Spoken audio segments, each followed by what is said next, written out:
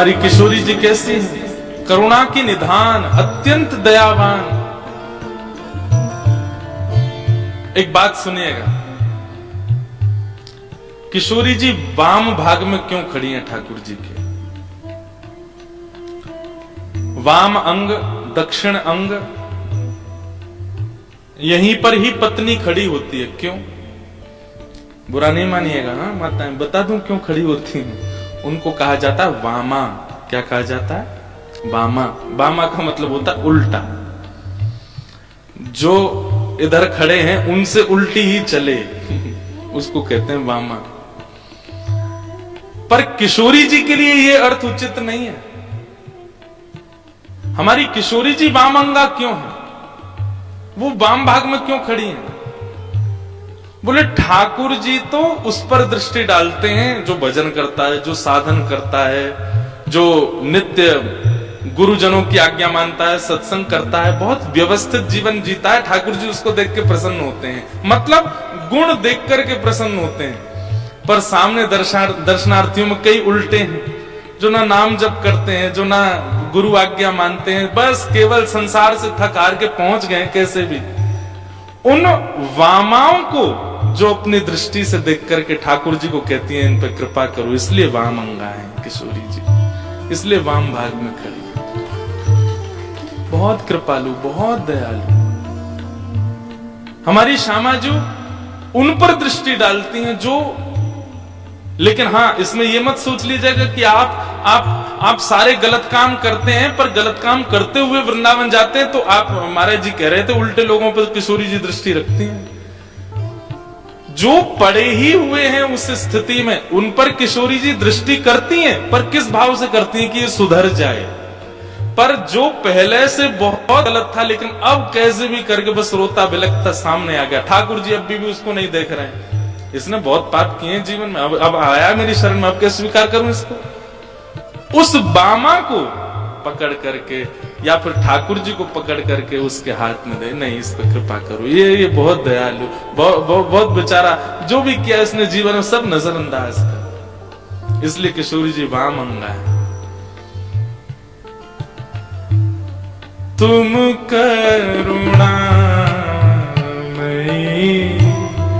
प्रेम अगाधे, तुम करुणा। मैं किसके द्वार जाऊं हे श्यामा जी? काके द्वारे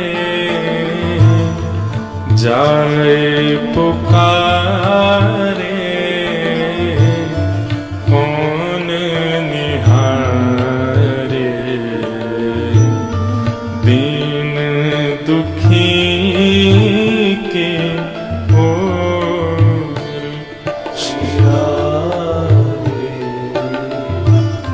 कीजे कृपा।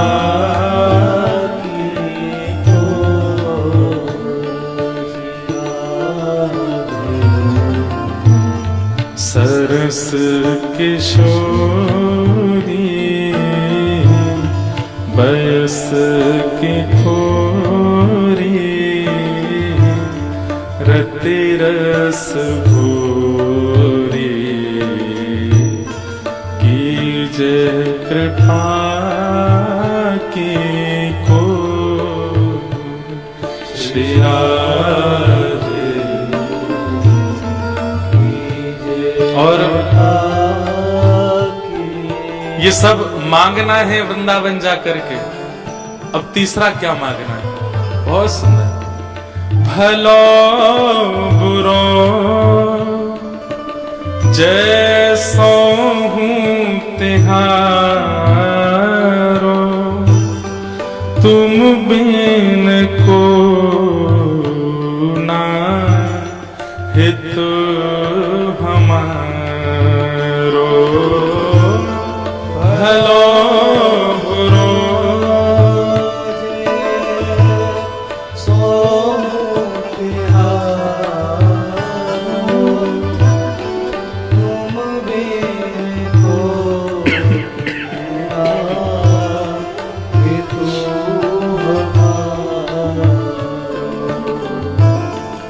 भलो बुरो जैसो हूँ तिहारो, तुम बिन को ना हितो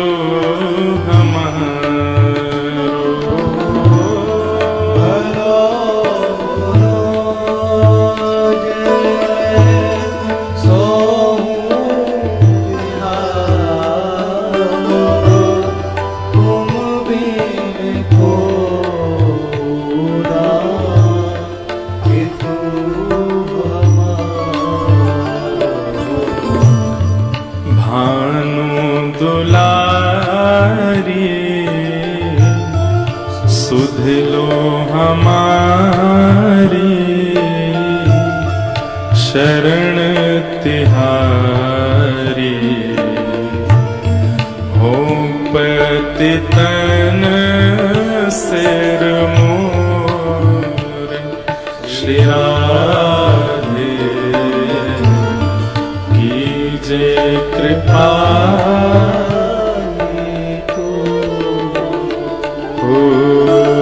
सरस किशोरी बरस की थोरी, रत रस भोरी, कीजे कृपा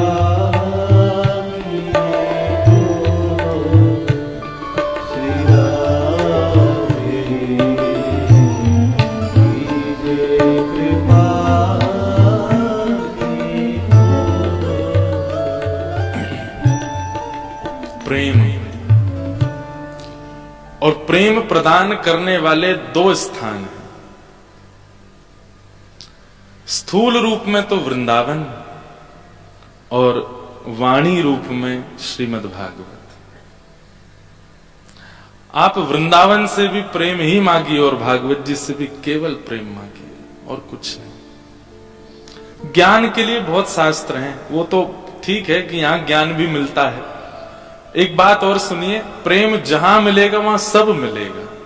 ज्ञान भी मिलेगा, वैराग्य भी मिलेगा, भक्ति भी मिलेगी, पुष्टि भी मिलेगी, तुष्टि भी मिलेगी, संतुष्टि भी मिलेगी, क्योंकि प्रेम मिल गया। पर हां, प्रधान दिखेगा ज्ञान नहीं, वैराग्य नहीं, प्रेम होगा सब चित्त में, पर दिखेगा केवल प्रेम। तो प्रेम के दो स्थान हैं, स्थूल रूप में वृंदावन और वाणी रूप में भागवत, और सचल रूप में वैष्णव जन, वृंदावन के ब्रजवासी जन, वृंदावन के संत जन। इन तीनों के जितने आश्रय में रहोगे उतना ज्यादा प्रेम आपके चित्त में आएगा। ये हम आपके लिए कह रहे हैं। व्यक्ति ने अपने जीवन का मोटिव क्या बनाया? धनवान होना। व्यक्ति ने अपने जीवन का मोटिव क्या बनाया? बहुत नाम शौहरत ऐश्वर्यवान होना। व्यक्ति ने अपने जीवन का मोटिव क्या बनाया? घर वालों को दिखाना है, परिवार वालों को दिखाना है, पड़ोसियों को दिखाना है, करके दिखाना है, ऐसा करना है, वैसा। और हमारी फिल्मों में भी सब जगह यही बच्चों को दिखाया जाता है कि तुमको ऐसा करके दिखाना है कि सब देखते रह जाएं तुमको। इन सब चक्करों में वो खुद से अपरिचित रह जाता है, वो प्रेम नहीं समझ पाता।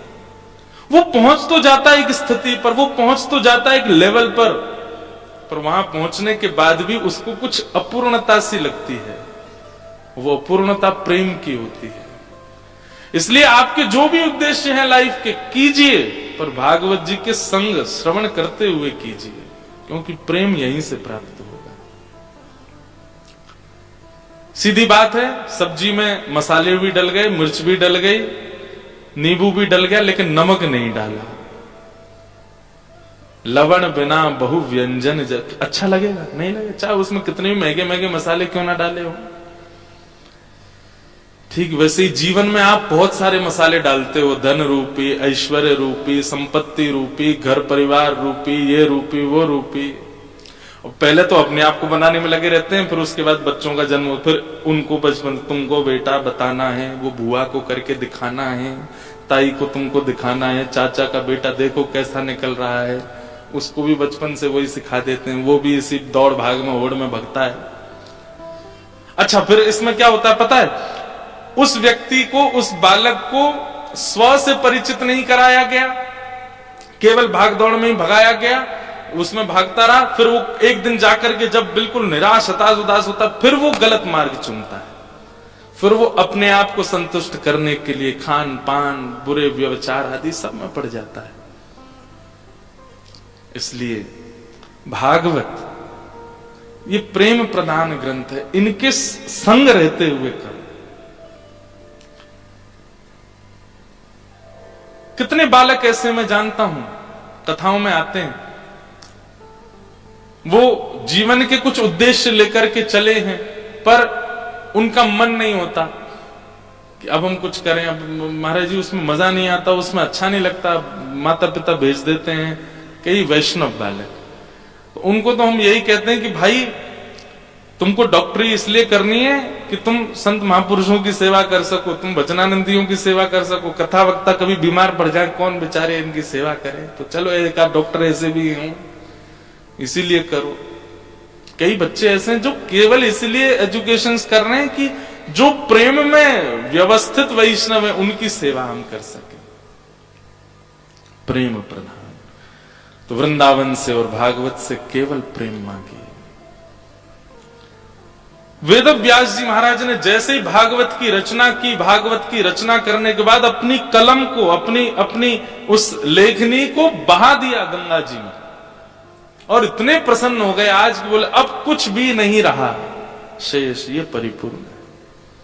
इसीलिए भागवत जी में लिखा है वेद व्यास जी ने, मैंने जितने ग्रंथ लिखे, पुराण लिखे, सबको सुनिए, सबका पाठ कराइए, सबका अध्ययन कीजिए, सबकी बातों को याद रखिए, पर अपने जीवन में अगर किसी विषम स्थिति में फंसो तो उस समय किसकी माननी है? बोले भागवत जी की माननी है, भागवत जी की माननी, क्योंकि ये मेरा संतुष्टि ग्रंथ है। वो ग्रंथ नहीं है, साक्षात कृष्ण है भागवत। तो भागवत जी की रचना हुई। वेद व्यास जी महाराज ने विचार किया कि अब ये रचना तो हो गई ग्रंथ की, अब इसको घर घर तक, जन जन तक कैसे पहुंचाएं। तब वेद व्यास जी के एक पुत्र हैं श्री सुखदेव जी महाराज, ये बैठे भागवत जी के बगल में, सुखदेव जी। ये सुखदेव जी कौन है? बहुत सूक्ष्म में इनका परिचय दे दूं। भगवान के नित्य निकुंज में किशोरी जी के निज पक्षी हैं श्री सुख। किशोरी जी नित्य इनको नाम जप याद कराती हैं। बोलो माधव, तो तोता बोलता है माधव। बोलो मधुसूदन, बोलते हैं मधुसूदन। बोलो केशव, तो बोलते हैं केशव। ठाकुर जी के नाम उच्चारण करवा के उनको याद करवा रखा है। तरुवर छाव तीर यमुना के, सुआ पढ़ावत डोले। एक आपने चित्र देखा होगा कभी, किशोरी जी के अधिकतर ऐसे स्वरूप आते हैं और इस हस्त पर एक तोता बैठा है, या कभी किशोरी जी के शीश के किसी श्रृंगार में कोई सुख बैठा है, या कंधे पर सुख बैठा है। कभी कभी ऐसे चित्र दिखते हैं। और नित्य सेवा में भी, कई लोगों की सेवा में भी किशोरी जी के हाथ में सुख पधराया जाता है, बैठे रहते सुख। वो किशोरी जी के कौन है? किशोरी जी को सबसे ज्यादा प्रिय लगता है ठाकुर जी का नाम। हमारे ब्रज की कई लीलाओं में ऐसा आता है कि श्याम सुंदर जब गैया चराने जाते हैं तो गैया चराना प्रारंभ करते हैं श्री राधा श्री राधा श्री राधा कहते हुए, लेकिन जब लौटते हैं तो अपने ही नाम बोलते रहते हैं, कृष्ण, मधुसूदन, माधव, मुरारी। सब रे ग्वाला कहें, अरे लाला अपनो ही नाम गारो है। तो बोले तो ना पतो, मैं राधा राधा कहूं वहां से मुंह को सुख मिले, लेकिन मैं अपनो नाम जब गाऊं ना तो मेरो नाम सुन के श्री जी को सुख मिले, या मैं उनको सुख देवे के काजिकार हूं। तो ठाकुर जी अपना ही नाम गाने लगते हैं क्योंकि श्री जी को अच्छा लगता है। ऐसे ही श्यामाजू, वे जब निकुंज में प्रवेश करती हैं ठाकुर जी का नाम गाती हैं, पर निकुंज में जब विचरण करती हैं तब अपना ही नाम गाती हैं, अपने ही नाम उच्चारण करती हैं किशोरी जी। क्यों? क्योंकि श्याम सुंदर को भाता है। तो किशोरी जी को नित्य ठाकुर जी का नाम सुनना इतना प्रिय लगता है। कृष्ण नाम जबते श्रवण सुनोरी आली, भूली री भवन में तो बाबरी भई रे।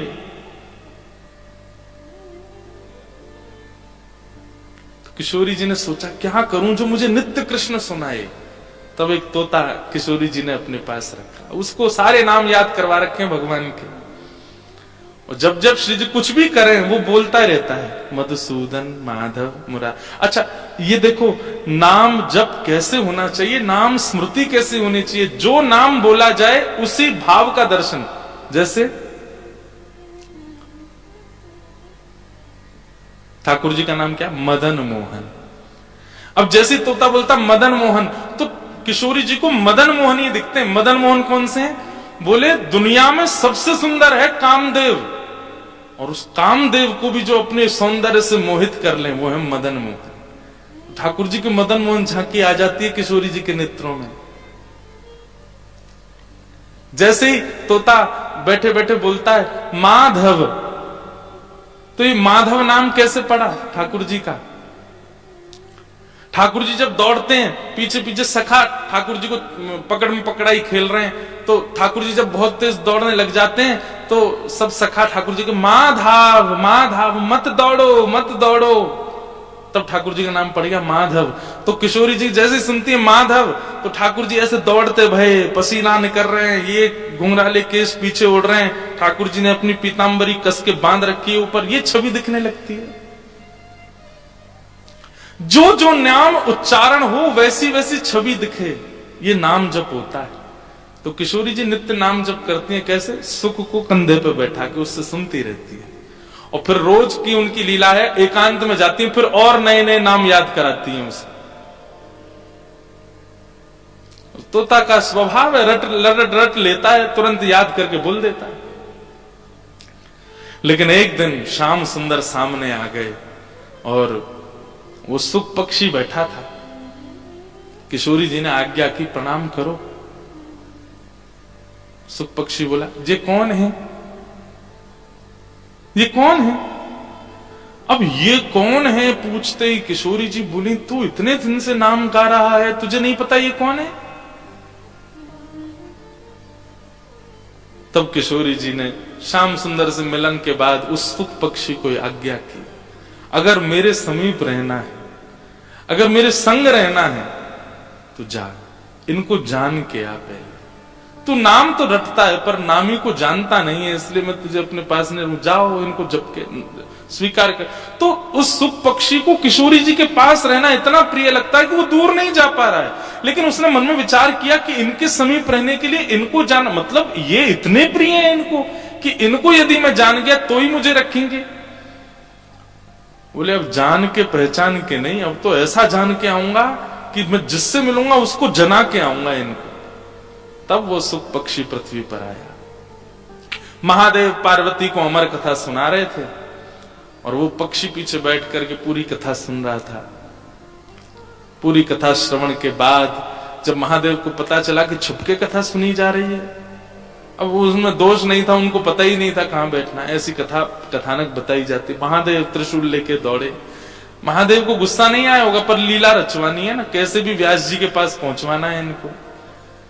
तो जैसे ही महादेव पीछे दौड़े, हिमालय में कूदते फांदते वो सुख पक्षी उड़ता हुआ बद्रिकाश्रम पहुंचा।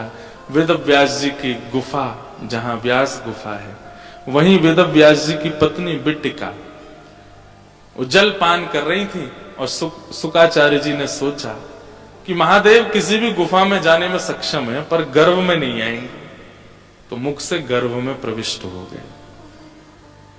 महादेव को पता तो चल गया, पर यह क्रिया करवानी थी, महादेव को ही करना था कि कैसे भी व्यास जी के यहां पहुंचे ताकि भागवत इनके जीवन में आवे।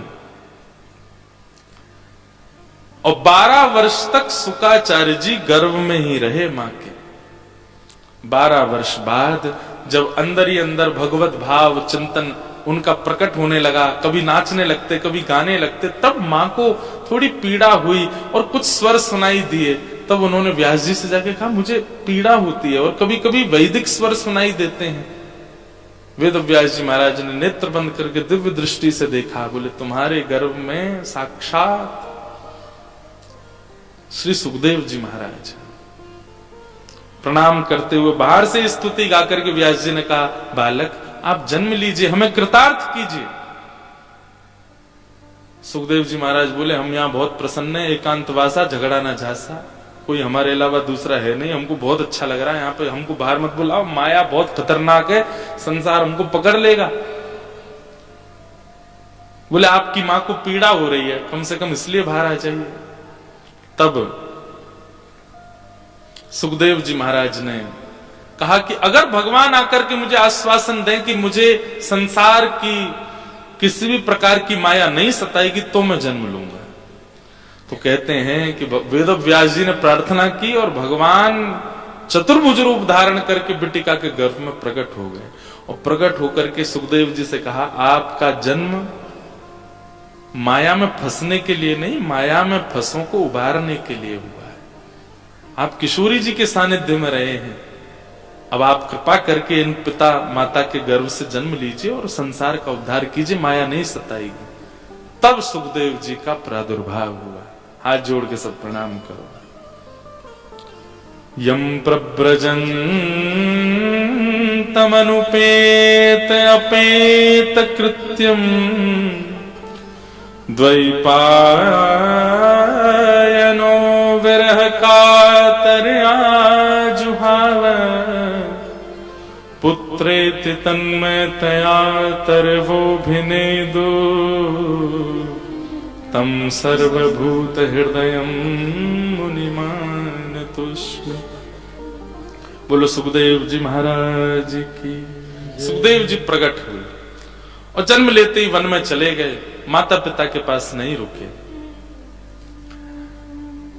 वेदव्यास जी महाराज ने जब भागवत की रचना की तो उनके चित्त में एक ही नाम आया इसके प्रचार के लिए, मेरा पुत्र सुखदेव, जो वन में जा चुका है निर्गुण निराकार ब्रह्म की उपासना में। तब छोटे छोटे बालकों को भागवत के कई भगवान के रूप श्रृंगार के श्लोक याद करा करके वन में भेजने लगे। जाओ वन में जाकर के जब तुम तुलसी पत्र आदि तोड़ते हो जोर जोर से गाया करो, और कोई बटुक बालक आकर के कहे कि ये श्लोक कहां से मिले, उसको लेकर मेरे पास आना, क्योंकि जानते थे रसिक है सुखदेव, भागवत जी के श्लोक सुन के खिंचा चला आएगा। बालक जाते दिशाओं में जाकर के भागवत जी के श्लोक गाते। एक बालक गा रहा था, वरहा पीड़म नटवर वपु कर्णयो कर्णकारम विभ्रदवासः कनक कपिसं वैजयन्तीं च मालां रन्ध्रान् वेणुमधर सुधया पूरयन् भूपवृन्दै वृन्दारण्यं स्वपदरमणं प्राविशद गीत कीर्ति। इस श्लोक में भगवान के स्वरूप का वर्णन है। आप लोग अगर कर सकें तो मनी मन जो मैं भाव बताऊं उसका चिंतन कीजिएगा, आप सबको ठाकुर जी का दर्शन होगा। कैसे हैं ठाकुर जी? बोले बरहा पीड़म नटवर वपु, जिन्होंने अपने मस्तिष्क पर मोर पंख का आपीड़ यानी कि मुकुट पहना है। कैसा पहना है? टेढ़ा पहना है, सीधा नहीं पहना, मुकुट टेढ़ा पहनते हैं ठाकुर जी। अब टेढ़ा क्यों पहनते हैं? निकुंज की एक लीला है कि किशोरी जी जब चलती हैं तो नंगे पांव चलती हैं, और धूप का प्रकाश जब किशोरी जी के चरणों में पड़ता है तो लाल जी को यूं लगती है मैं कहा करूं। तो ठाकुर जी कभी पत्ते की ओट लेते हैं, कभी कोई छतरी बना देते हैं पत्तों की, वो ले। तो किशोरी जी कहती हैं हमको अच्छा नहीं लगता, आप ऐसे छतरी लेके चलो। ठाकुर जी बोले कहा करें, इनके चरणन में ये प्रकाश जावे मोह पीड़ा होवे। तो ठाकुर जी ऐसे मुकुट पहन के आते हैं कि जैसे किशोरी जी के बगल में चलते हैं तो मुखमंडली ऐसे घुमाते रहते हैं कि कहीं से भी सूर्य का प्रकाश आए तो वो मुकुट में ही रुक जाए, किशोरी जी के चरणों में ना जाए। जहां जहां चरण पड़त प्यारी जू के, तहां तहां मन मेरो करत है छाओ। हमारे हरिदासियों का पद है, इसलिए ठाकुर जी मुकुट पहनते हैं। तो बरहा पीड़म, मोर पंख का मुकुट पहना है। कर्णयोः कर्णकारम, इतना सुंदर वर्णन हमारे पूज्य नाना जी करते थे इस श्लोक का कि लाल जी एक ही कान में पुष्प पहनते हैं, यहां पुष्प घुसा लेते हैं और यहां पुष्प लगा करके फिर ठाकुर जी चलते हैं, और फिर थोड़ी देर बाद ठाकुर जी उस पुष्प को निकालते हैं तो ऐसे निकाल के ऐसे नहीं पहनते हैं, ऐसे निकाल के उछालते हैं आकाश में, और फिर जब वो नीचे आता है तो ऐसे कर लेते हैं, तो यहीं आके अड़ता है। और इस छवि को देख के मधुमंगल सीधामा से, अरे लाला हमारो कैसे जोर को आनंद करावे, फिरते करके देखा, फिरते करके ठाकुर जी फिर निकाले, फिर उछाले, फिर यूं कान करें यहीं आवे। ठाकुर जी की इस छवि को देख करके सब सखा खुश होते। कर्ण योग, क्योंकि यहां कान दो हैं कुंडल एक, इसलिए नाना जी ऐसा भाव बताते थे।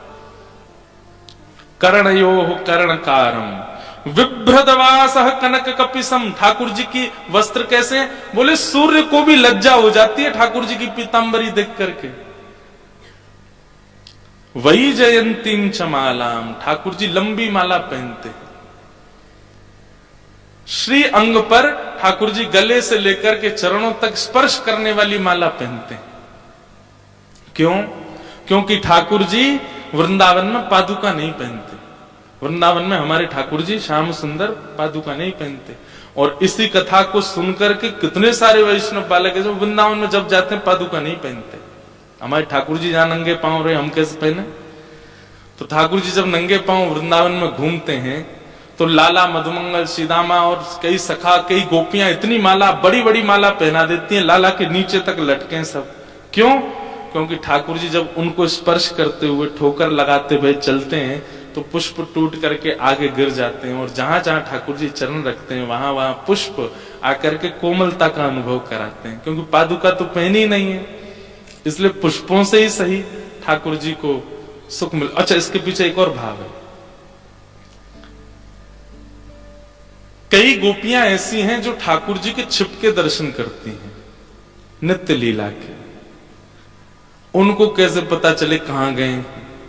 तो इसलिए लंबी माला पहन के ठाकुर जी पुष्प तोड़ते भय जाते हैं, ताकि उनको देख देख करके गोपियां पीछे से आ जाएं और ओट में कहीं बैठ करके लाला की पूरी लीला देखें। अब कहा कर रहे हैं, क्योंकि प्रकट रूप में आ जाएंगे तो सखा सबरे गारी गलौज करेंगे, लड़ेंगे, झगड़ेंगे, भगा देंगे उन्हें। तू क्या कर रही है यहां पे, चल भगे आते। इसलिए कई, जैसे महाराष्ट्र में उनको कहते हैं पुरंदर, जो वन में, वन की कई गोपियां हैं ना, जो वन में ही रहती हैं, जो वन में ही निवास करते हैं,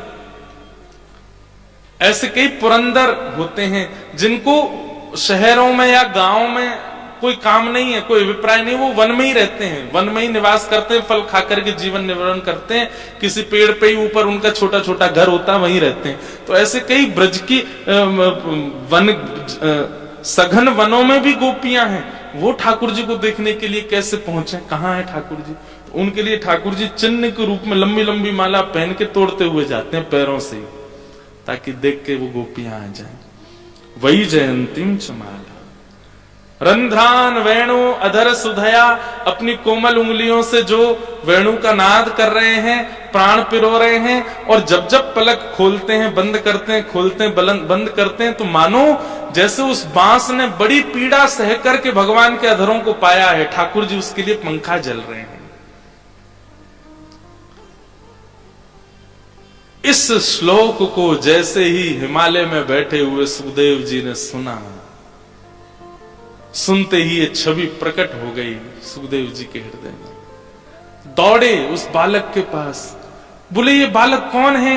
ये मोर मुकुट पहन करके चल रहा है, ये कौन है? ये इतनी सुंदर वंशिका नाद कर रहा है, मुझे ऐसा लगता है मैंने कहीं तो देखा है इसको, ये इसका कुछ तो संबंध है मेरे साथ में, इसके बारे में मुझे और बताओ, ये किनका पुत्र है, ये किनका सखा है, ये किनका बेटा है, और थोड़ा इसके बारे में मुझे कहो ना, मुझे क्यों रोना आ रहा है उसका चिंतन करके, तुम गा रहे हो और मेरे चित्त में भाव उमड़ रहे हैं, कौन है ये, इसके बारे में बताओ ना मुझे। गोपियों जैसी स्थिति हो गई सुखदेव जी की। अब तो एक एक अंग चाहता है उनसे मिलना जिनके बारे में अभी सुना है। केवल एक श्लोक। बालकों ने कहा हमको तो एक ही श्लोक आता है, पर हमारे गुरुजी पे तो 18,000 श्लोक हैं, चलो। और तब सुखदेव जी महाराज आए। जैसे ही देखा मेरे पिता ही हैं वेदव्यास जिन्होंने इस ग्रंथ की रचना की, चरणों में प्रणाम करके कहा कि मुझे पढ़ाइए। तब वेदव्यास जी ने सुखदेव जी को भागवत जी प्रदान की। भागवत जी का अध्ययन करने के बाद श्री सुखदेव जी महाराज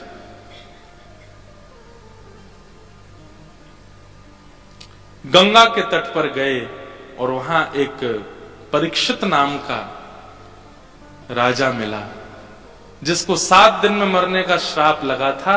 सुखदेव जी ने वही भागवत की कथा परीक्षित को सुनाई। मतलब भागवत जी से कृष्ण की पहचान हो गई, पर सुखदेव जी के मन में आया कि मैं सीधे श्री जी के पास जाऊं, उससे पहले देख तो लूं कि जो मुझे प्राप्त हुआ उससे किसी का कल्याण हो रहा है कि नहीं। तभी उनको परीक्षित जी प्राप्त हुए और 7 दिन तक परीक्षित को कथा सुना करके उनके जीवन का उद्धार किया। फिर उसके बाद श्री शुकाचार्य जी श्री जी की सेवा में ही चले गए। हमारे जयपुर में एक स्थान है सरस निकुंज, वहां के वार्षिक उत्सव में गत वर्ष भी मैंने कथा की, इस वर्ष भी है। हमको भक्तमाल उन्होंने ही कहने को आज्ञा की। वहां श्री शुकाचार्य जी सुख सखी के रूप में हैं किशोरी जी की सेवा में। तो ऐसा कहते हैं, ऐसा मानते हैं कि भागवत का वाचन और अध्ययन करने के बाद फिर श्री जी ने उनको स्वीकार किया कि अब तुम नाम भी जानते हो और जिसका नामी को भी जानते हो। कृष्ण मधुसूदन मोहन मुरारी कौन है अब तुमको पता है, अब तुम मेरे साथ रहो। तब सुखदेव जी को सेवा में सहचरी रूप में प्रदान लिया। प्रश्न उठा, महाराज ये परीक्षित कौन है और इनको 7 दिन में मरने का श्राप क्यों लगा, कृपा करके विस्तार से बताओ। और यहां से महाभारत का प्रसंग प्रारंभ होता है कि यदा मृधे कौरव संजयानां वीरे स्वथो वीरगतिं गतेषु ब्रकोदरा विग्ध गदा विमर्श भृगनोरुदंडे धृतराष्ट्र पुत्रे। परीक्षित बंधु, मैं भी परीक्षित हूं, आप सब परीक्षित हैं, हम सब परीक्षित ही हैं, क्योंकि 7 दिन में मरने का श्राप सबको लगा हुआ है। हम सबका जन्म 7 दिन में ही होता है, 7 दिन में ही हम सब मर जाते हैं। परीक्षित जिस स्थिति में, उस स्थिति में हम सब हैं। कलयुग हम सबको प्राप्त है, पर हमारा जीवन सुधरेगा केवल कथा से। परीक्षित के जीवन में कथा आई तभी परिवर्तन हुआ उनके जीवन में। सत्संग बहुत आवश्यक है। तो परीक्षित की कथा सुनाने के लिए वक्षे कृष्ण कथोदयम महाभारत का थोड़ा सा प्रसंग सुनाया गया। ज्यादा विस्तार नहीं करूंगा महाभारत का, सूक्ष्म में ही कहूंगा। महाभारत का युद्ध विश्राम हो चुका था, पांडव जीत चुके थे, लेकिन दुर्योधन के चित्त में अभी भी बदला लेने की इच्छा नष्ट नहीं हुई। पूरे हार चुके हैं, सब नष्ट हो चुका, बिल्कुल मरने की कगार पर है। पर उस स्थिति में भी गुरुपुत्र अश्वत्थामा को दुर्योधन कहता है, जाओ जाकर के पांडवों को सोते हुए मार दो, जबकि ये अधर्म है। धर्म युद्ध में धर्म का विचार किया जाता है। जैसे अगर सामने वाला अगर शस्त्रहीन हो जाए तो उसको मारने से पूर्व धर्म का विचार किया जाएगा कि पहले इस पर शस्त्र हो तभी हम युद्ध करें। शाम का समय हो जाए, सूर्यास्त हो जाए तो फिर शत्रु को मारने की कोई आज्ञा नहीं। और ऐसा भी वर्णन किया जाता है कि महाभारत युद्ध में जितने योद्धा घायल होते थे या मरते थे, सूर्यास्त होने के बाद जिसने मारा वही देखने जाता था, अगर प्राण बचे हों तो उसको मैं चिकित्सा के लिए ले जाऊं। ऐसा धर्म युद्ध होता था।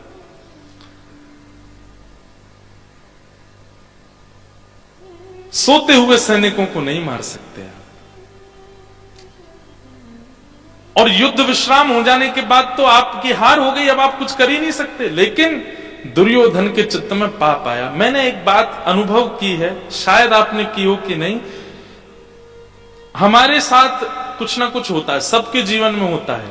ऐसा कोई व्यक्ति नहीं है जिसके जीवन में कुछ भी उसके प्रतिकूल नहीं होता, सबके जीवन में होता है। आप इंसान ही नहीं हो अगर कुछ भी आप सहन नहीं कर रहे हो तो लाइफ में, आपने सबने देखा है। और एक बात कहें, हमारे ऋषियों का ऐसा कहना है, 5 अग्नियां आती हैं जीवन में, 5 अग्नि सबके जीवन में आएगी, कोई नहीं बचेगा इन 5 अग्नियों से। 5 अग्नि मतलब 5 स्थिति, 5 सिचुएशन ऐसी आएंगी आपकी लाइफ में, पूरी लाइफ में, जन्म से अंत तक, जिसमें आप टूट जाओगे, बिखर जाओगे और ऐसी स्थिति में आ जाओगे कि अब क्या करें। पर उस अग्नि को आने दीजिएगा, नाम रूपी रस को साथ रखिएगा, सत्संग रूपी रस को साथ रखिएगा, क्योंकि अग्नि को बुझाने की सामर्थ्य रस में ही है, जल में ही है। उस अग्नि को सह लेंगे आप यदि आपके पास जल है तो, नाम रूपी, सत्संग रूपी 5 अग्नि अगर आ चुकी हैं तो बढ़िया है, फ्री हो आप। नहीं आई है अभी तक तो फिर वेट करो, आने वाली है, आती सबके जीवन में। स्वामी विवेकानंद कहते हैं कि अगर आपका एक भी दिन बिना चैलेंजेस के निकलता है तो इसका मतलब आप जीवित नहीं हो, आपने कोई अपराध किया है।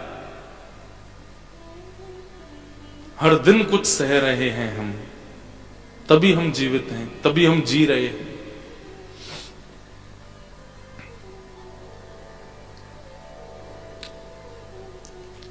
लेकिन मैंने एक चीज अनुभव की कि हमारे साथ होने वाले अनुचित व्यवहार पर जब हम प्रतिक्रिया ना करते हुए बदला लेने की इच्छा रखते हैं तो हमारे चित्त में पाप का जन्म होता है। बदला की इच्छा जिसके भी चित्त में आई है, बदले की इच्छा, रिवेंज की इच्छा, उसके चित्त में पाप ही आएगा। मैं देख लूंगा इसको बताऊंगा मैं। आप जब किसी से रिवेंज की स्थिति में आते हो, आप ये तक सोच लेते हो कि इसकी मृत्यु हो जाए, इतना भयावह होता है रिवेंज। लेकिन एक वैष्णव, एक भक्त, एक साधक, एक उपासक कभी भी इस स्थिति में नहीं जाता, वो बदले की इच्छा में नहीं रहता है। ठाकुर जी से प्रार्थना कर लेगा, इसको सद्बुद्धि दीजिएगा ठाकुर जी, ठाकुर जी आप सब देख रहे हैं लेकिन मुझे कुछ नहीं कहना है, ठीक है, जो भी जीवन में हुआ हम सब कुछ क्षमा प्रार्थी। हाँ, मैं ये भी कहता हूं कि कई ऐसे अपराध होते हैं जिन पर क्षमा नहीं करनी है। वो अपराध आप सब जानते हैं, किसी स्त्री के साथ किया गया दुर्व्यवहार है, किसी बालक के साथ किया गया दुर्व्यवहार है, माता पिता के साथ किया गया दुर्व्यवहार है, ये सब तो अपराध है, इनमें तो दंड का विधान है ही। परंतु कई छोटी छोटी बातों पर भी हम बदला लेने की इच्छा रखते हैं। देख लूंगा, तुझे बताऊंगा मैं, वो पाप को जन्म देता है चित्त में, और वही पाप जन्मा है आज दुर्योधन के चित्त में। राम जी बदला लेने नहीं गए थे रावण के पास। अगर बदला लेने की इच्छा होती तो पहले हनुमान जी को नहीं भेजा होता, अंगद को नहीं भेजा होता, रावण को रणभूमि में भी चेतावनी नहीं दी होती, कुंभकर्ण से भी ज्ञान नहीं दिलवाया गया होता रावण को। रावण को कितनी बार समझाया, लेकिन जब नहीं माना, इतने पर भी नहीं माना, युद्ध ही उसका अंतिम निर्देश था, अंतिम उसका भाव था, तब ठाकुर जी ने युद्ध किया। बदला नहीं लेना था ठाकुर जी को।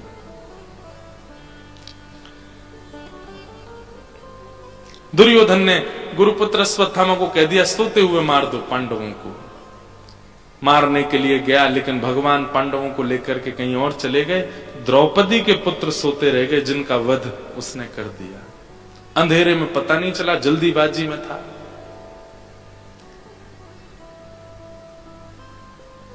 जाकर के जब वध किया पांचों के सर लेकर के आया दुर्योधन को दिखाने के लिए कि मैंने मार दिया है। अर्धरात्रि का समय था, प्रकाश करके जब देखा तो वो पांडव नहीं थे, द्रौपदी के 5 पुत्र थे। दुर्योधन ने कहा, अरे तेने तो हमारे कुल खानदान में कोई बालक ही नहीं बचा, अब तो हमारा कुल खत्म हो गया यहीं पर ही। तूने ये किनको मार दिया? ये द्रौपदी के पुत्र हैं। और इसी शोक में दुर्योधन के प्राण चले गए। लेकिन यहां द्रुपद सुता को जब पता चला उसके 5 बालकों को मार दिया, रोने लगी। अर्जुन प्रतिज्ञा लेने लगे, मैं जीवित नहीं छोड़ूंगा जिसने भी मारा है। तब अश्वत्थामा को बंदी बनाया, परंतु अश्वत्थामा के उस बंधत्व को द्रौपदी ने मुक्त करवा दिया। ठाकुर जी बहुत प्रसन्न हो गए। क्षमा दान सबसे बड़ा दान है बंधु। और द्रौपदी ने वो क्षमा दान किया अश्वत्थामा को। ठाकुर जी इतने प्रसन्न हो गए द्रौपदी से। कभी कभी मेरे मन में आता है कि ठाकुर जी भी क्षमादानी हैं। नहीं तो हम आप सब लोग तो ऐसे ऐसे कृत्य करके बैठे हैं कि ठाकुर जी के सन्मुख खड़े होने की हमारी स्थिति नहीं है। लेकिन फिर भी द्वार खुले हैं उनके। क्यों? क्षमा करना जानते हैं ठाकुर जी। कुछ कुछ ऐसे भाव हैं, ठाकुर जी की बताई गई बातों को जीवन में उतारना है, ये हमारा कर्तव्य है। लेकिन कई कई ठाकुर जी के ही गुण हैं, उनको भी जीवन में लाना चाहिए।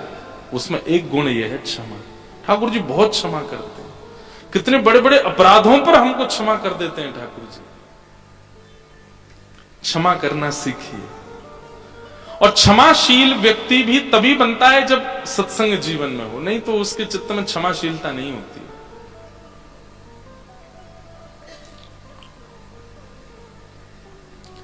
द्रौपदी ने क्षमा किया, भगवान बड़े प्रसन्न हो गए, अपना नाम दे दिया द्रौपदी को, मैं कृष्ण, ये कृष्ण। लेकिन अश्वत्थामा को अभी भी बदला लेना था। उसने विचार किया क्या करूं, 5 बालक मार दिए, अब कुछ ऐसा और करके जाऊं कि ये पांडव जीवन भर रोते ही रहें।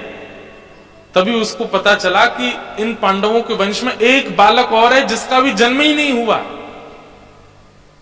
अर्जुन के पुत्र अभिमन्यु, जिनकी मृत्यु महाभारत में हो गई, उनकी पत्नी अभी सगर्भा है। अगर उसके बालक को मैंने मार दिया गर्भ में ही, तो ये पांडव जीवन भर रोएंगे। अब सोचिए बदला कितनी गंदी सोच तक ले जाता है। सगर्भा माता पर तो सबको दया आ जाती है। एक कंस ने भी दया की थी द्रौपदी जी देवकी मैया के ऊपर, लेकिन अश्वत्थामा को दया नहीं आई।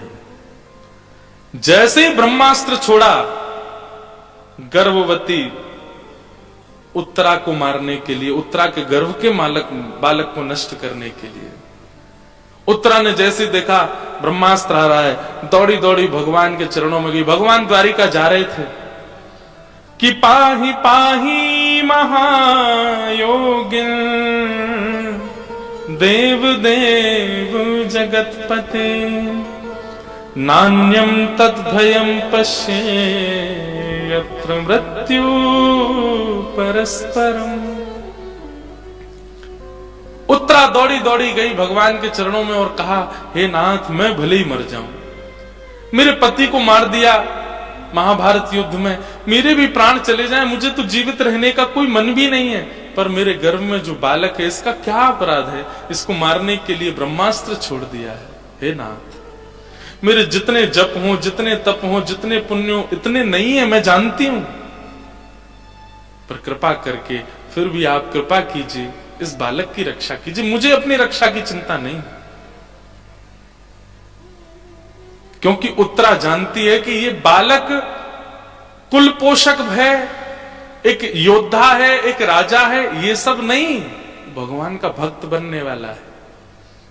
क्योंकि उत्तरा ने गर्भ में बालक को धारण करते समय यही चिंतन किया था कि श्री कृष्ण का अनन्य प्रेमी भक्त बालक जन्मे मेरे गर्भ से।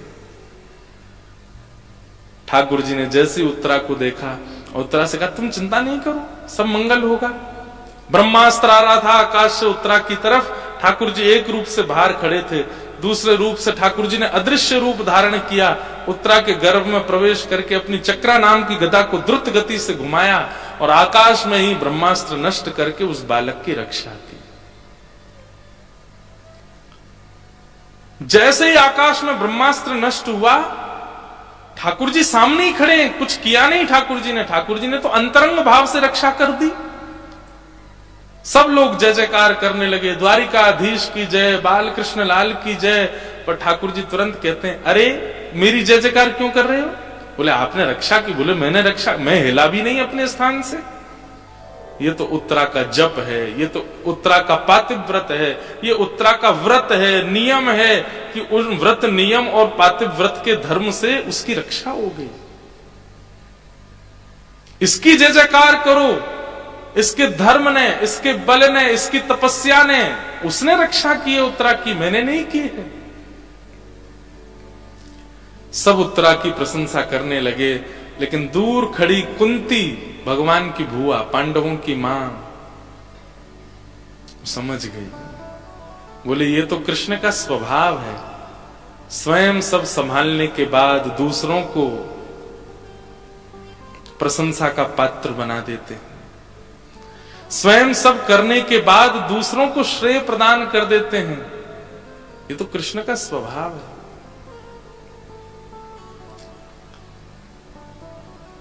सब क्रिया संभल जाती है और श्रेय उसको मिल जाता है जो मध्य में खड़ा था, परंतु क्रिया संभाली तो श्री कृष्ण ने थी। ठाकुर जी का स्वभाव है पीछे रहना, अपना नाम ना आने देना। लोग बाग कहते हैं आपका घर बहुत अच्छा है, सब ठाकुर जी का है, लाओ चाबी धर आओ वृंदावन में राधारमन जी के पास, घर लॉक करके। गाड़ी बहुत बढ़िया, आए ठाकुर जी ने दिए, लाओ चाबी दो। नानी याद आ जाएगी, फिर सारे रकम याद आ जाएंगी, इतने करोड़ का बनवाया महाराज जी, आप कह रहे हो राधारमन जी को दिया। कई लोग इतने भी बोलते हाँ दे दिया, दे दी, उन्हीं का ही है, हम तो इसमें रह रहे हैं बस। ठाकुर जी भी मंद मंद मुस्काते हैं, बोले ज्यादा मत बोले, ठाकुर जी का है। अगर प्रकट होकर मांगने आ गया तो हो जाएगा कल्याण। पर भैया जो बोले भी और माने भी कि सब क्रिया ठाकुर जी की है किसकी? आप में मेरी में सामर्थ है। मैं अगर अपना बल मानूं, मैं अपना सामर्थ मानूं कि मैं कथा सुना रहा हूं, देखो इतनी भाग दौड़ करके भी मैं कथा सुना रहा हूं, एक इतना सा कण चला जाए कंठ में और यहां से ये चौक हो जाए, क्या सुना पाएंगे फिर? कुछ भी नहीं। ठाकुर जी ही करवाते हैं। जब तक रखा है कि भाई इससे कथा सुनवानी है, सुनवा रहे हैं। जब लगेगा ठाकुर जी को नहीं इससे बढ़िया कोई और लाना है तो वो भी आएंगे।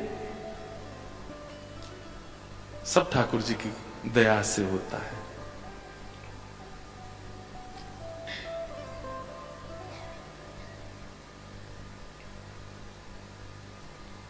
कुंती समझ गई और कुंती भगवान की स्तुति गाने लगी। बहुत सुंदर कुंती स्तुति है। तुम हमारे थे प्रभु जी, तुम हमारे हो